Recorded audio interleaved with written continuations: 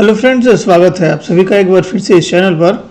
So friends, आज की इस वीडियो में हम लोग बात करेंगे अवंती फीड के बारे में। अवंती फीड को हम लोग फंडामेंटली और टेक्निकली दोनों तरीक़ों से समझने की कोशिश करेंगे और प्राइस को देखेंगे चार्ट पर कि क्या फ़िलहाल प्राइस नया बाइंग के लिए सही है। तो चलिए वीडियो को शुरू करते हैं और समझते हैं इस स्टॉक को। सो फ्रेंड्स, ये है अवंती फीड का जो फंडामेंटल है उसके कुछ आंकड़े। तो मार्केट कैप इस कंपनी का लगभग 7,275 करोड़ है। स्टॉक का प्राइस 534 रुपये है और इसका बुक वैल्यू 161 रुपये है। सो अगर बुक वैल्यू से कंपेयर करें तो इसका जो करंट मार्केट प्राइस है वो 1:3 के आसपास है, जो कि बहुत ज़्यादा महंगा नहीं कह सकते। फिलहाल स्टॉक का पी 21 के आसपास है। सो ये महंगा है कि सस्ता है, इसको देखने के लिए हमको चार्ट पर जो पिछला 10 साल है उसका पी हिस्ट्री देखना पड़ेगा। तो चार्ट पर अगर हम इसके पिछले 10 साल का पी हिस्ट्री देखें सो यहाँ पर आपको दिख जाएगा कि पिछले 10 साल का जो इसका पी हिस्ट्री है वो लगभग अगर हम देखें तो यहाँ पर मेडन दिख जाएगा 19.5 के आसपास है और फिलहाल इसका पी 20 के आसपास है। तो पिछले 10 सालों की तुलना में अगर हम पी से प्राइस को कंपेयर करें तो महंगा नहीं है, क्योंकि पी एकदम सही प्राइस पर है। लेकिन पी के साथ साथ और भी बहुत सारी चीज़ें हमको देखनी चाहिए और देखनी पड़ती है। अब जैसे कि रिटर्न ऑन इक्विटी की बात करें तो 13% के आसपास इसका रिटर्न ऑन इक्विटी है, जो कि एक शानदार नंबर है। रिटर्न ऑन कैपिटल एम्प्लॉयड की बात करें तो 18% के आसपास इसका कैपिटल एम्प्लॉयड है, ये भी एक अच्छा नंबर है। डिविडेंड यील्ड कंपनी का बहुत ही शानदार है, 1.17% के आसपास कंपनी हर साल अपने इन्वेस्टर्स को डिविडेंड देती है। सो दोस्तों, यहाँ पर अगर हम देखें तो पूरे साल में बैंक में अगर हम पैसा रखते हैं और सेविंग में हमारा पैसा बढ़ रहता है तो लगभग 2-2.5% के आसपास ही रिटर्न मिलता है, जबकि यहाँ स्टॉक सिर्फ डिविडेंड के रूप में 1 से 1.5% के आसपास आपको रिटर्न दे देता है और प्राइस एप्रिसिएशन तो आपका अलग है। प्रमोटर प्लेजिंग की बात करें तो कोई भी स्टेक प्रमोटर ने अपना प्लेज नहीं किया हुआ है, जो कि बहुत ही अच्छी बात है। और डेट टू इक्विटी 0 है, मतलब कोई भी डेट नहीं है कंपनी के ऊपर। सो ये एक शानदार नंबर है, शानदार कंपनी नज़र आ रही है फंडामेंटली। और फिलहाल इसमें हम कह सकते हैं कि स्टॉक में इन्वेस्ट किया जा सकता है। अब आइए इसके कुछ हम लोग बिजनेस पॉइंट को समझते हैं कि कंपनी किस प्रकार से बिजनेस कर रही है, इसके सेल्स क्या हैं और इसके प्रॉफिट क्या हैं।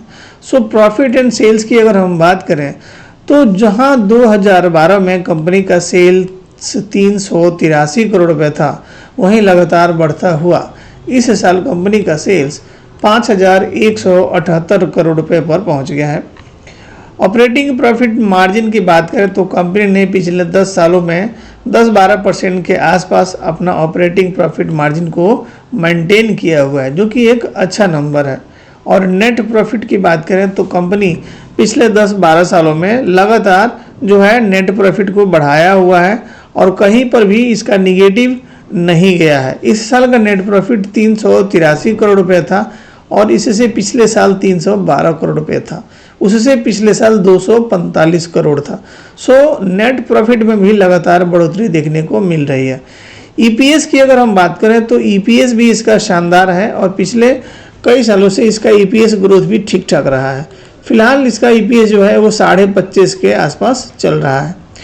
बहुत खास बात यह है कि कंपनी पिछले 10-12 सालों में अपने इन्वेस्टर को लगातार डिविडेंड भी देती आ रही है, जो कि किसी भी इन्वेस्टर के लिए अच्छा होता है। देखिए, प्राइस अप्रिसिएशन तो होता ही होता है स्टॉक में, बट हर साल अगर कोई भी कंपनी डिविडेंड भी देती रहती है तो वो इन्वेस्टर्स के लिए एक एक्स्ट्रा इनकम हो जाता है और वो इन्वेस्ट करने के लिए इन्वेस्टर को एक कॉन्फिडेंस देता है।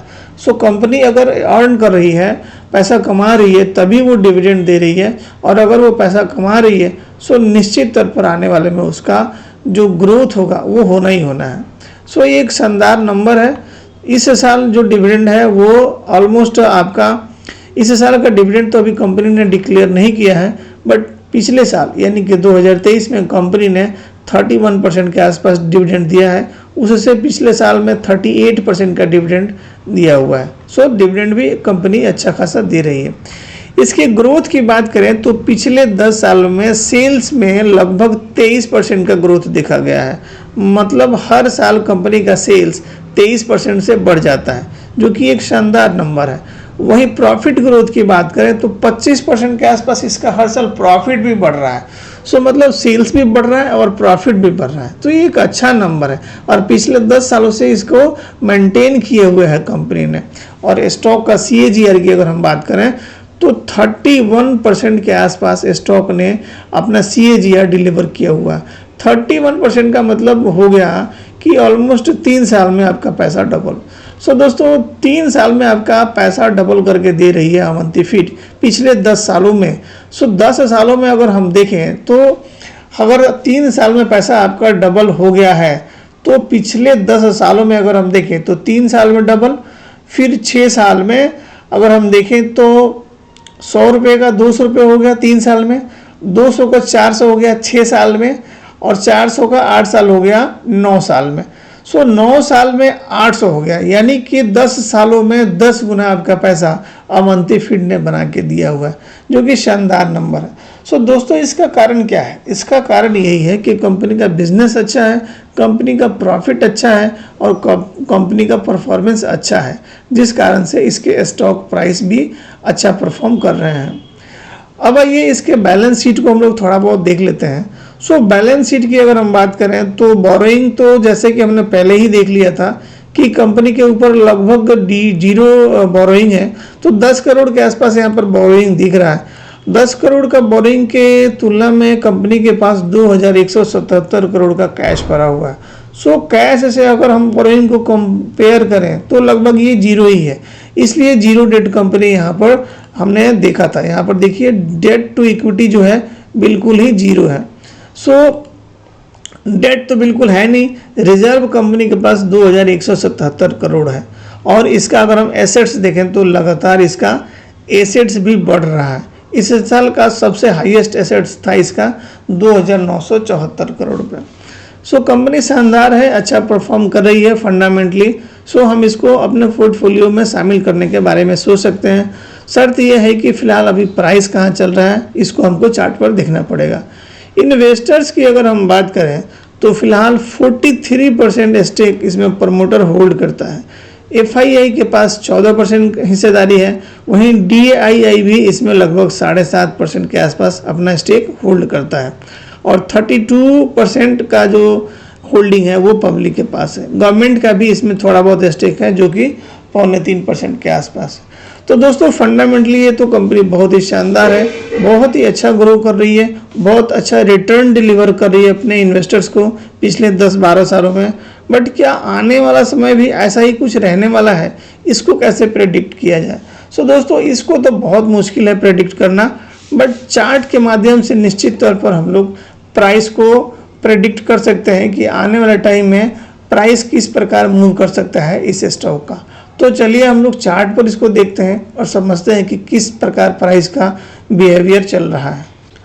सो दोस्तों ये है आपका अवंती फीड का चार्ट। यहाँ पर अगर आप देखें तो आपको एक चैनल पैटर्न, जो ट्रायंगल चैनल पैटर्न है या ट्रायंगल पैटर्न है, उसका फॉर्मेशन हुआ है और उसका इसने ब्रेकआउट भी दे दिया है।